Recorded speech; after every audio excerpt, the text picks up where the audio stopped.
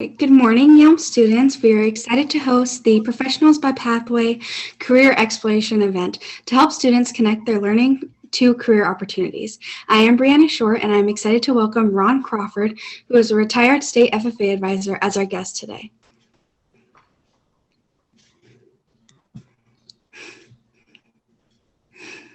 Hi. You're going to ask me some questions. Yes. Well, just go for it, okay? I just wanted to reminders first. Yeah. Before we get started, I wanted to remind everyone that this is being recorded so future students can benefit from our speakers. We have the next 30 minutes to learn about this career field, the education that is needed to enter, and to grow in within the industry, and what advice our speaker has for our students. And we will also be monitoring any questions that students submit. Let's get started so our students can learn about various professions and how they can prepare for their future. Mr. Crawford, tell us about your career field, like how to get started, growth opportunities, pay, and more. Okay, the voice got a little choppy, but you're asking me how I got started at the State Department. Well, I started out as a teacher, and then I served 2 years as a high school principal. Then the opportunity came up to join the State Department of Education as a supervisor for agriculture, horticulture, natural resources type education. And also then I served as executive secretary initially with the FFA program. So we worked then, excuse me, I gotta chop this phone call off. There we go. So then I worked with all of the chapters in FFA across the state. I think we had about 180 schools that had FFA programs, so we oversaw those programs across the state. Are any of you involved in any of the student organizations like FFA or FBLA? Are you FFA? So you know what I'm talking about.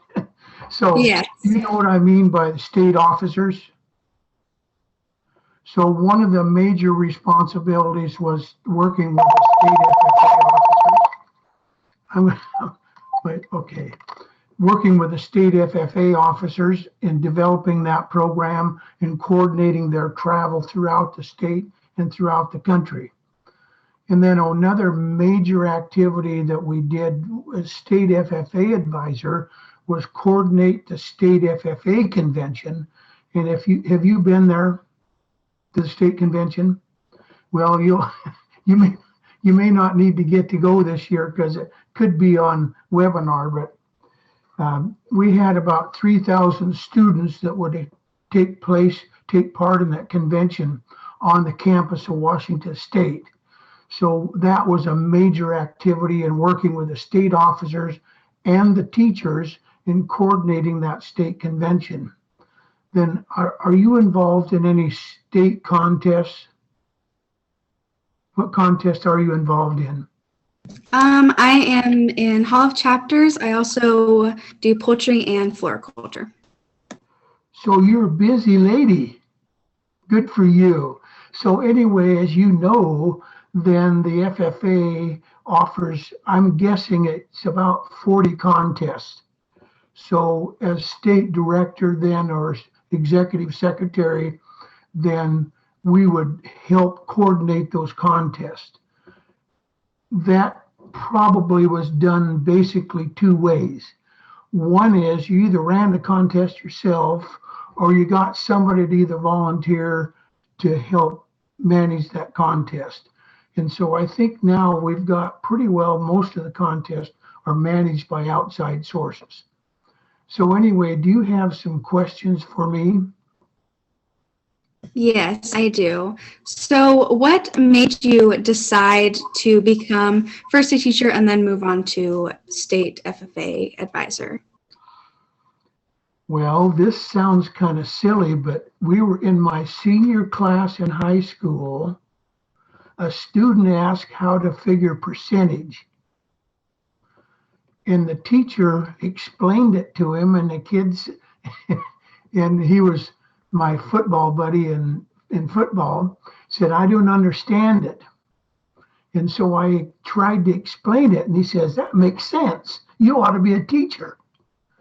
And so that really got me thinking about being a teacher. And so that started me going to Washington State and getting a degree to be an agriculture teacher and FFA advisor.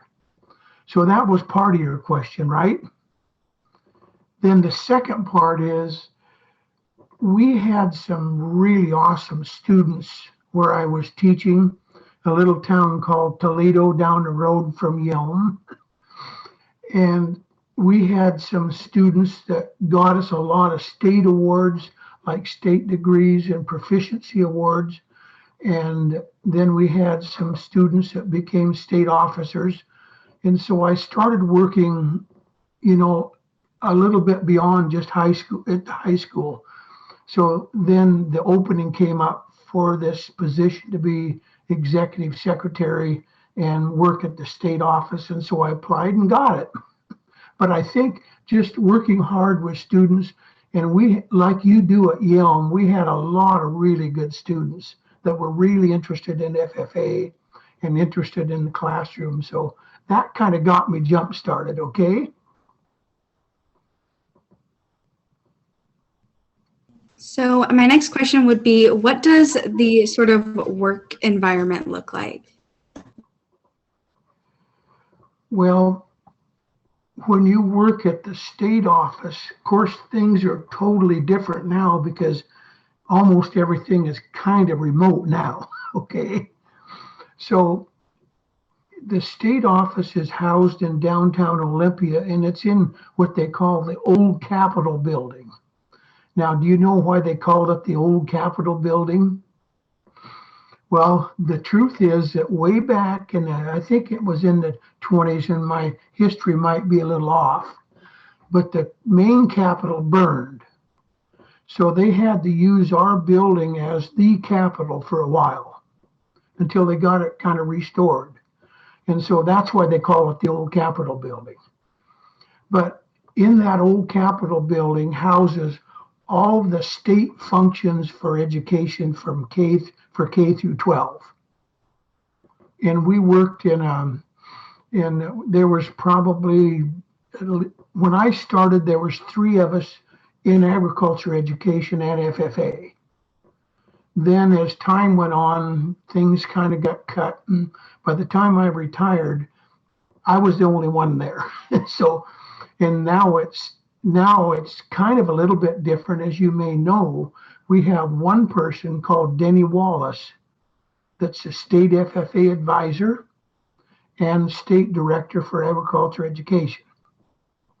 And we have somebody hired to manage the foundation, and somebody managed the FFA association.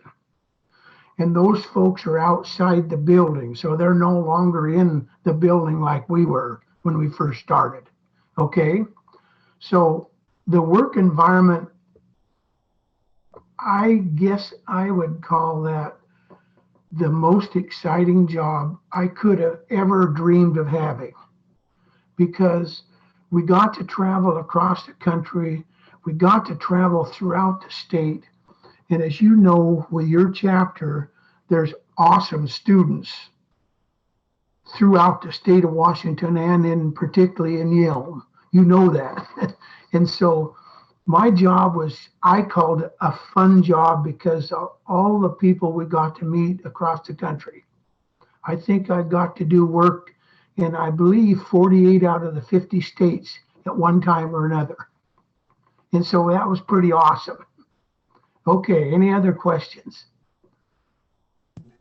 I think my next question would be, what is something that attracts people to this kind of industry? To education? Yeah, to both education and serving as a FFA advisor. Well, it starts to me with students. It's all about students. You're there. You're the light, the shining light, okay? And so whenever you go into education, if you really like students, kids I call you, but sorry, but you have to love students, and I loved agriculture education. I wouldn't have chosen, I guess I could have been a history teacher or whatever, but just loved agriculture because I came from a dairy farm. And so we milk cows 5 o'clock in the morning, every morning, 365, as you know. And so agriculture was my passion.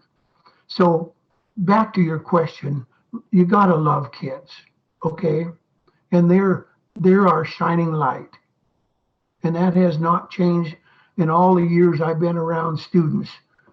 That smile that you have on your face is on every kid. It's always been that way, okay? What are things students can do now to prepare for success after high school? Well, that's kind of a combination thing, as you probably know. One is if you need to do your academic part of your high school, you know that. So you have to, I guess you don't have to be a 4-point, but you have to take care of the academic part, right? And the second part is, I think you need to be as actively involved in the FFA or any other organization as you can be. And going into those contests and being part of the FFA at Yelm is really critically important. It's when you apply for a job, however many years down the road, they're going to look at that resume and they're going to look at those activities and say, she was involved. And I think that is really important. So what activities are you involved in besides the judging? I raise market lambs. I'm a chapter officer, and I'm not sure what else. Okay. What office do you have? I have second vice president. Oh, good for you. Okay. So everything that you're doing is exactly what I'm talking about, of helping yourself prepare for your next step, okay? Okay, so do you have another question? I would like to add, as Bree's getting her next question, that Bree's actually on the path to become an ag teacher, and that's why she volunteered to host your Zoom today or your webinar today, is because she wants to be an ag teacher. So she's on the perfect path for following in what she wants to do. Okay, Hillary, or can I call you Hillary? Was that get in trouble with? Okay, I have a question for your student then. What year are you in school? I'm a senior. Okay, I think it's due March the 1st, but there's a guy that I worked with for years at the state office that put together a scholarship for students going into ag education.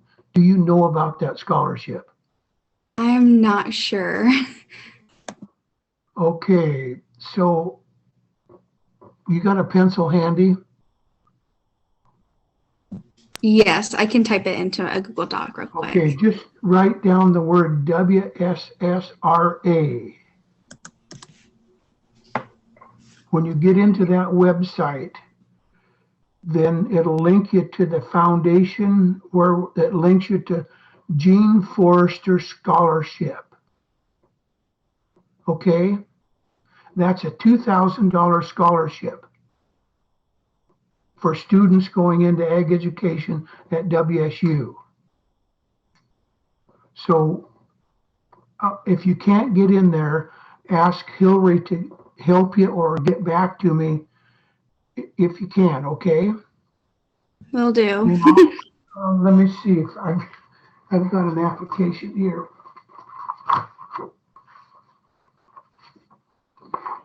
Right, okay. So you probably can't read this, but it's at the WSSRA website. They'll link you to the Washington, there'll be several scholarships there, but the one that you probably could be interested in was the one for, it's 2 Gene Forrester scholarships for ag education, $2,000 apiece. I think it's due March the 1st. So will you apply for it or try? Yes, thank you. Okay, good for you. Yeah, I was There's some other scholarships there too, but that's one that you probably would be good for you to apply for.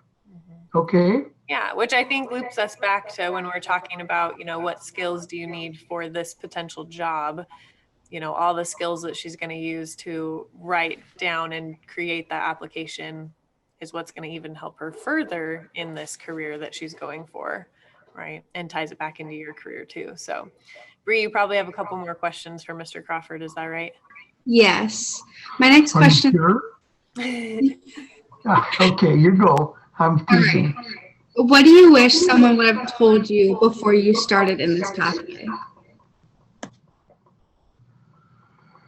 Well, I guess back in the day, in my day, which was a long time ago, and things have totally changed, I don't think we stressed academics enough.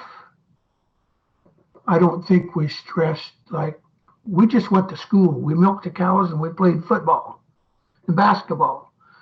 And we didn't worry about academics like you do today. And you as you know, you're involved in a ton of activities, but you also know you have to pay attention to the academic part, which I didn't do very well. But I managed to skate by it while at WSU after I got there. It took a lot of hard work though. So what was your next question? My next question kind of ties in with the one I just asked is, to prepare, or what would you recommend someone to do now? I can't, you kind of blurped out at me. What did you say? Sorry. What did you do to prepare, and what would you recommend someone to do in order to prepare now? Oh, for college or for teaching? Or both? Yeah, both is fine. Well, again, I think it goes back to getting yourself well prepared for the academic world at WSU, because you're taking classes that you need to take or have to take, and some of those you have to work pretty hard at it. Okay, they're not easy. Like I always thought my chemistry classes and some of my upper math classes that I didn't have a good background in high school, it made me really have to work extra hard for it. But what you're doing right now of being involved as a chapter officer, being involved in 3 or 4 different, you call them CDEs now, don't you? Contest events. You're doing the things that you need to do to help yourself get ready for that career. Because when you get out teaching, you're going to be working with students and trying to encourage them and finding out what their interests are. I think the key to teaching to me is, one, you have to be a good teacher of science, agriculture science, but you also have to find out what that student is interested in and find a way in FFA to spark that student. And I didn't mention, and you said you're raising a market animal. So another big part of teaching agriculture, as you know, is finding supervised experiences for students, whether it be raising an animal, a market animal, or whether it's going to work in a floral shop, or finding something for that student to go beyond just classroom work. As you know, teaching agriculture is a 3-part process, isn't it? It's classroom, having a project, and FFA, and leadership activities, I mean. So as a teacher, then you're trying to cultivate that interest in those students that you meet day to day. And so I just want to make you know that. I know that because somebody got you involved in those activities. What teacher got you involved in that? My freshman year, it was Mr. Baker, and then my sophomore year, it was also Miss Hull. Is who? Mr. Baker, Austin Baker, and Miss Hull. Okay, good. Okay. They got you excited, huh? How many years have you done a market lamb? I've raised 2 lambs, so 2 years. Okay. Now, what are you going to do this year? Where do you show that market at lamb? I show my lambs at Thurston County, the market sale there. This summer? Maybe not this summer, but probably. Okay, gotcha. Okay. Well, good for you. So anyway, I don't know if I answered your question. What do you have to do to prepare? It's getting involved in those activities. So when you go out to teach, then you've kind of got a background of all of the big parts of being a ag teacher. Now, are you going to specialize in horticulture or animal areas or natural resources? What is your specialty going to kind of be? I'm pretty sure it'll be horticulture. Horticulture? And now, are you involved in the greenhouse now? I took greenhouse last year, I believe, or the year before. Oh, God, someplace down the road, huh? Yeah. Did you like the greenhouse work? Yes. And students like it too, don't they? Okay. So what else do you have for me? So students do hear a lot about STEM, and how is STEM intertwined into your workplace and your work and industry? Well, as you know, most parts of agriculture are based on science, aren't they? And so STEM was just a natural fit for the field of agriculture education for us as agriculture teachers, because everything you do in agriculture is based around solid science, whether it be water or the hard chemistry of agriculture. If you're raising animals, you're understanding feed and nutrition. So agriculture is science, and you don't get away from it. And as you know, a lot of our awards are kind of based around a connection to science also, in a sort of a way. So I think everything that we do in agriculture education is directly related to the science, or STEM as you call it now, okay? And then I don't know whether your teachers have talked to you about this or not, but I think there's some national programs that if you take STEM training in a category, let's say you took STEM training in horticulture, that STEM program would give you teaching materials in that program area. Or you could take STEM and animal science or STEM and natural resources. Then that hands you a curriculum that you kind of have to follow. Now, do you know what the hardest job of being a teacher is? I have no idea. Well, how many students are in the horticulture program? We probably have about 120 between floral and greenhouse. That's what I thought. And the answer to your question is, the hardest part of the job to me is you're dealing with 100 students. You're preparing lesson plans, probably 5 sets of lesson plans a day. And then at the end of the day, you probably did quizzes or some kind of test in 2 of those. And so at the end of the day, you've got to correct those papers and then log them into your scorebook, into your grade book. So I think the hardest job of a teacher is just the management 120 students, isn't it, Hillary? And then the preparation, and then at the end of the day, you probably have to go out and visit a couple students to see how they're doing with their projects.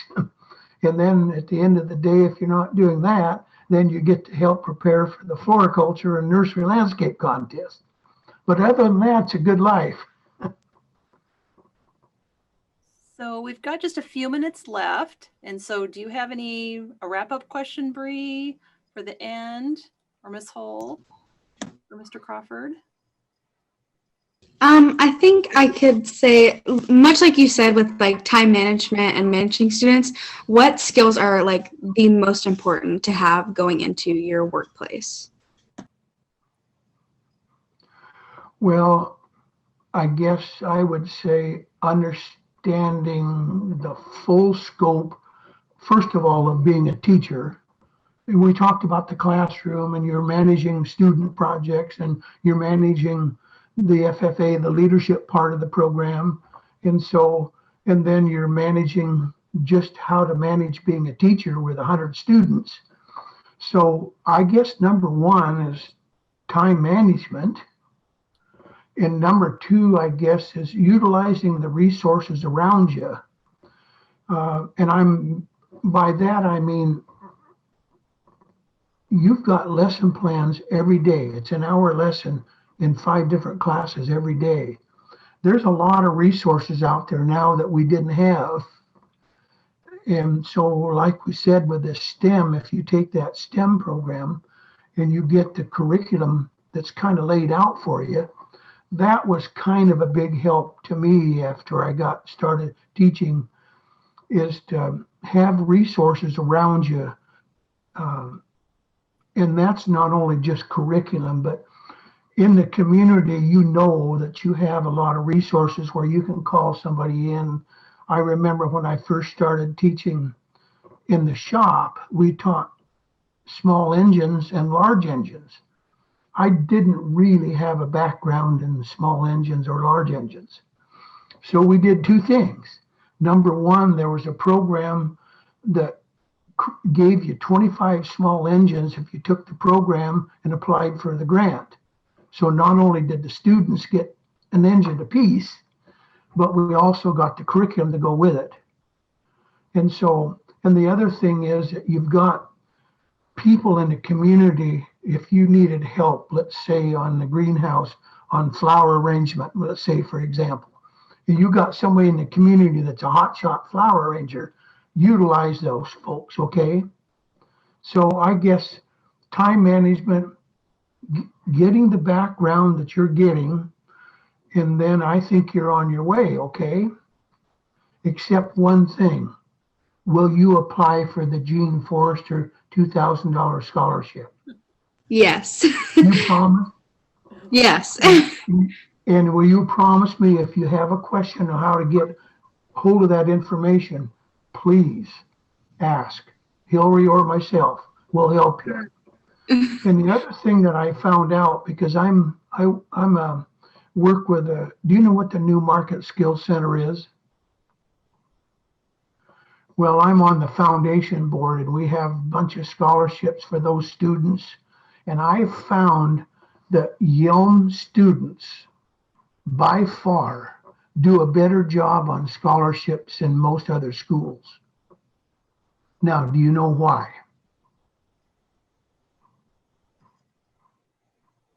Your counselor and your teachers are big helps of helping you fill that scholarship out if you need help, okay? Use them, okay?